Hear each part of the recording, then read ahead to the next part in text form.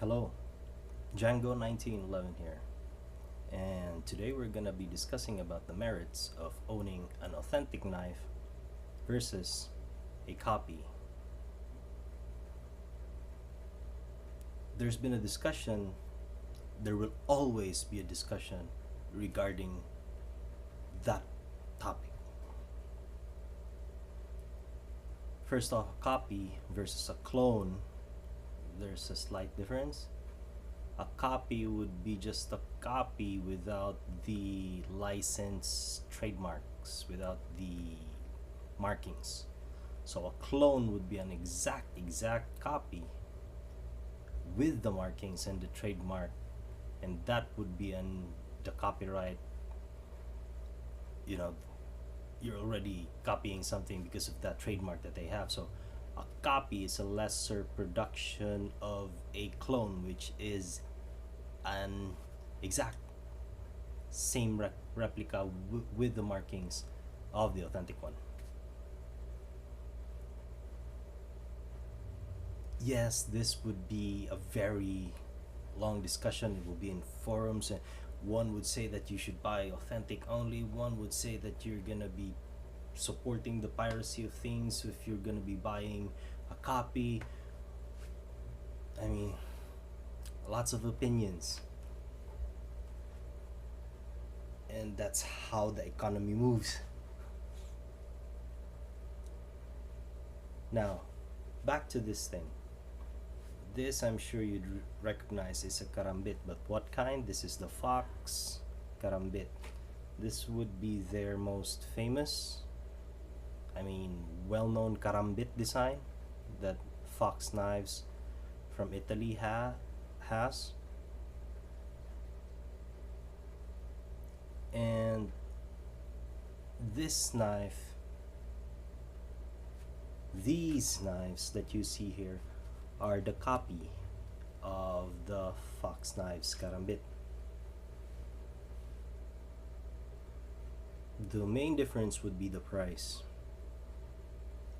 That would always be the bottom line. For every one authentic, you're gonna be should have been able to buy 3 copies, and 3 copies of one of each. It's like, this is the stonewash blade, this is the black blade, and this is the trainer, all for the price of one authentic. I'm not gonna be discussing or even supporting the notion that a copy is better. No, an authentic would always be better. It would be nicer always. The steel that they use, the quality that they use, the quality that they employ, just so that they can hit that standard quality. Especially for Fox Knives, they are really a good knife manufacturer, coming straight out from Maniago, Italy. And like I said, this karambit is their contribution to the entire world because it has now been copied by the Chinese. Who else?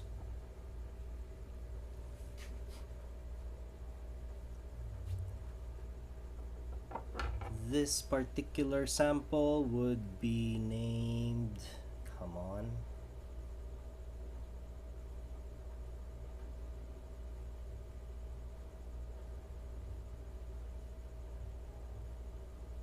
N690 CO. That's the original steel. If you can read the focus, that's a real, but this one is not. It's probably a 7CR 15 MOV, and this is the model 478.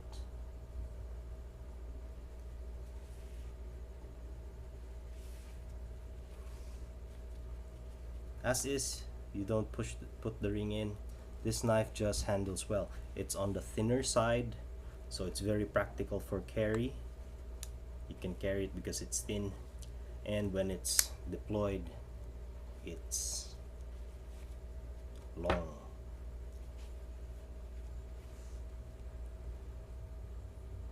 The angle of the blade, or the curvature of the karambit blade, is a bit shallower, meaning it's not much curving, so it's not much having that curve, so it has a longer blade because of that.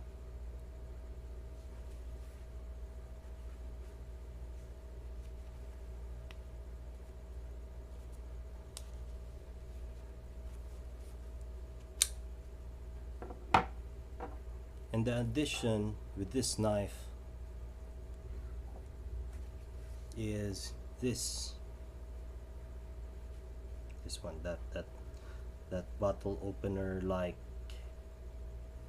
thing. On the authentic one, it's much more pronounced. It's got a more aggressive curve to hook, because this is the wave feature. If you can see, it's like a wave that's supposedly named by the guy who owns Emerson Knives, which is Mr. Emerson himself. What's his name? I forgot, but yeah, that guy's also one of the benchmarks for how knife should be made. Anyways, he had patented this small thing here. What it does is, when you are holstered in your pocket, this is the only one that's showing, okay? So it's in your pocket, and imagine this one is out, this one. When you pull something out of your pocket, because this whole knife is inside the pocket here, example for where that is, this one is gonna hook into that. See, when you pull it, this one is gonna hook into that pocket opening, and as you pull, as you have that practice on how to deploy this, that opens up.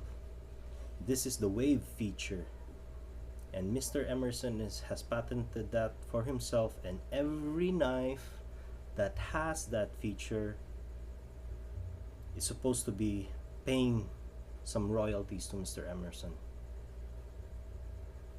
and rightfully so.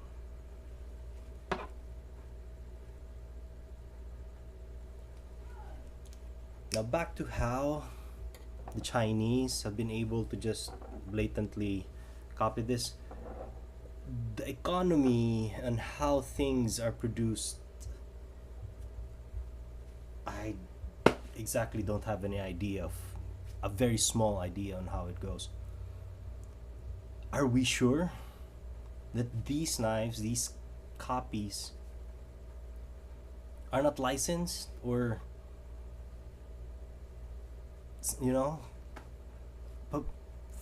whatever it is, publicity or not, publicity, good or bad, I mean, it would only go back to its name.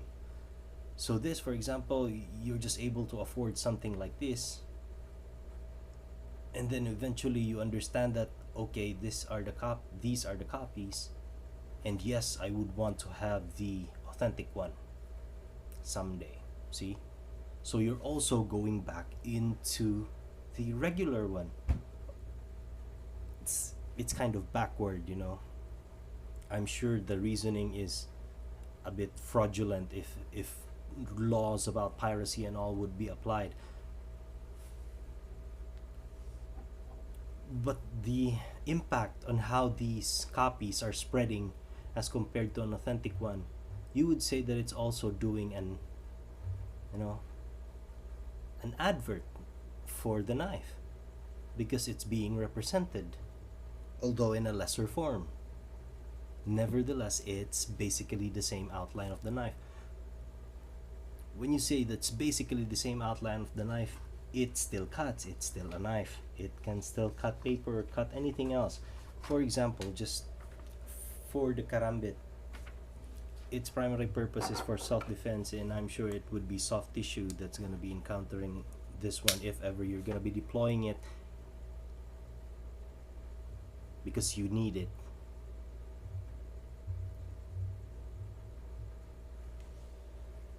So how sharp is it?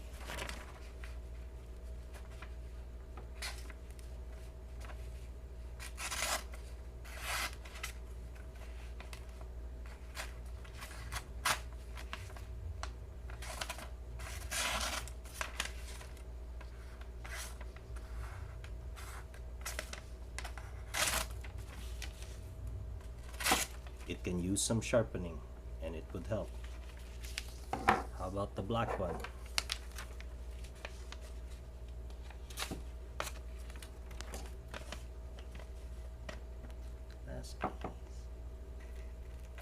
Nope, it doesn't want to.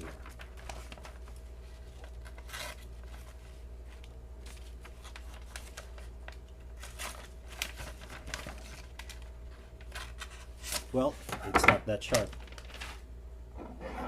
The point is, if you're gonna be deploying this in in a real scenario, you wouldn't be cutting paper. You're gonna be cutting something softer.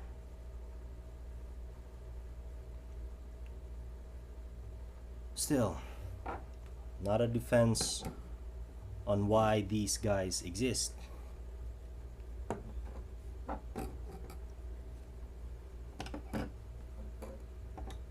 They are something that supplement the authentic one. To supplement the authentic one, because the authentic can be it's not cheap, you know. And if you're just not gonna be using this if your life would not be depending on it, or even if it did, even these things, even these Chinese copies would be sufficient as compared to having none, because you can't afford something as expensive as the authentic one.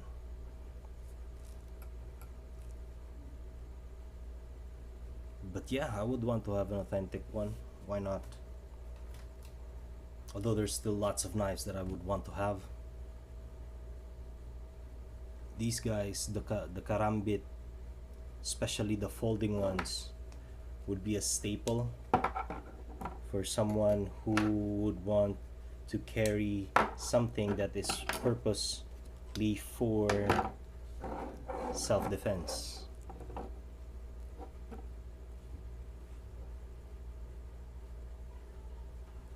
It also has a flipper tab. That one, it doesn't work as much.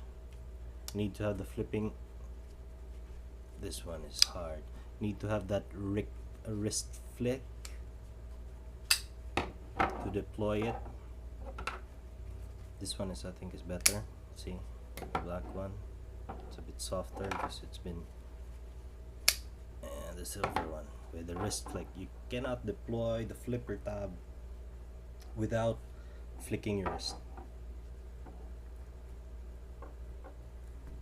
So once again, it is up to you. If you're going for quality, you can go one knife. If you are going for quantity, you can go with this versus one knife. But if you're just rich, you can just buy the most authentic thing and just get over with it. But for those who are not, you would always want to be having an option where to look, and these are the guys for the job.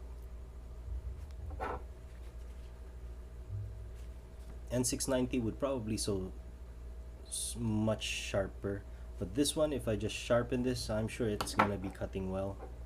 You know, steel is that. Take care of it. You know how to sharpen it.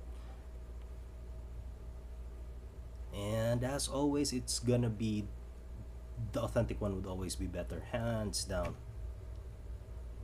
It would always be better than a copy. There are some instances that is not true, but very rare, that an authentic knife would be overtaken by a copy, but very rare occasions and with exceptions. So yeah, we were talking about this knife, the Fox 478, Mod 478.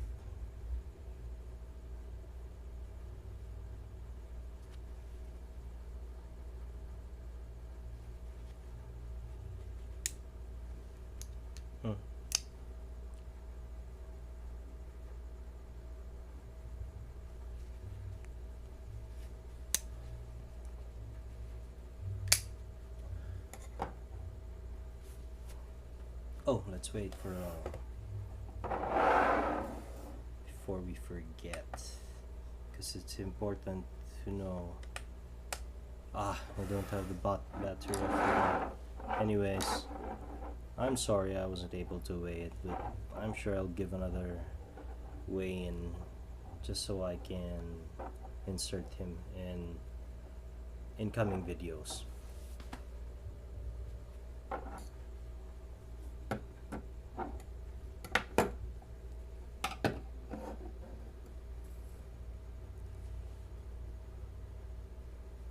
Trainer, black, stonewashed. Blade steel, probably not as good, but yes, very capable for if you just sharpen it and take care of it. And I'm sure it will be better than nothing when the situation comes. We don't want for it to come, but just in case, we would like to be prepared. Thus is the notion of readiness. Thank you guys for watching. I hope you liked the video. Subscribe. We can use the support, and I would be very appreciative of it. And I hope to see you guys the next time.